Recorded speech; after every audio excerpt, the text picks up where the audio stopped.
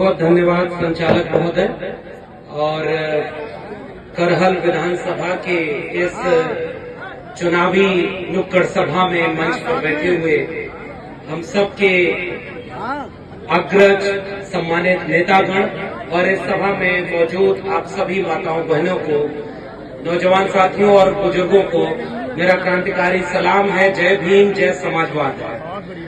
मेरा नाम डॉक्टर लक्ष्मण यादव है। मैं रहने वाला तो आजमगढ़ का हूँ, लेकिन कई बार होता है, हम 14 साल दिल्ली विश्वविद्यालय में पढ़ाते रहे, प्रोफेसर रहे, लेकिन ये खतरा महसूस किया कि जब आपके बोलने की आजादी छीनी जाए, आपके बच्चों की शिक्षा बेची जाए, संविधान पर खतरा मंडरा रहा हो, और उस वक्त में इस बात का इंतजार नहीं किया जाता है कि आग जब आपके घर तक पहुंचेगी तब उसे बुझाने के लिए आप दौड़ेंगे।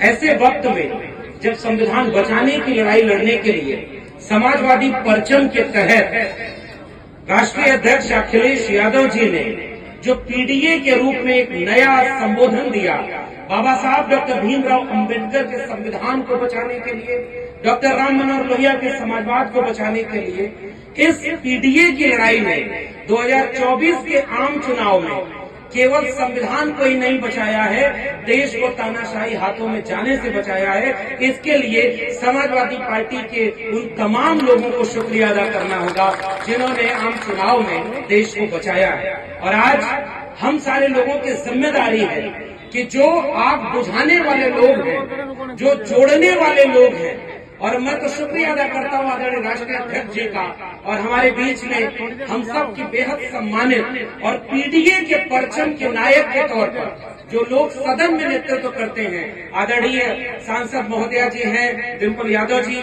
हमारे आदित्य जी हैं।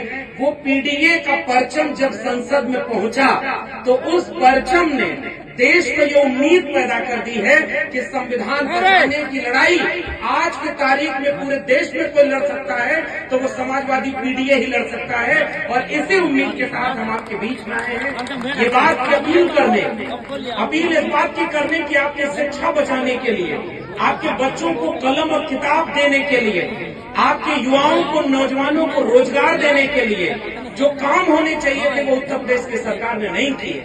उन्होंने 3 काम किया। भारतीय जनता पार्टी की सरकार ने झूठ बोला, फूट डाला और लूट लिया। झूठ ये बोला कि आपको रोजगार देंगे और बेरोजगारी 45 साल में सबसे ज्यादा बढ़ा दी। फूट ये डाली कि आपस में ही एक जाति को दूसरे जाति से लड़ा दो, एक धर्म को दूसरे धर्म से लड़ा दो और बांट कर राज करने का अंग्रेजों का काम बीजेपी आज कर रही है। और तीसरा काम लूटने का किया कि आपके जेब की कमाई को लूट लिया। हम यहाँ खड़े होकर अपील करने आए हैं कि समाजवादियों का नारा इस देश में लगा करता था, रोटी कपड़ा सस्ती हो और दवा पढ़ाई मुफ्ती हो। उस नारे को आगे बढ़ाने का काम रफीकुल मुल्क आदरणीय नेताजी ने किया था।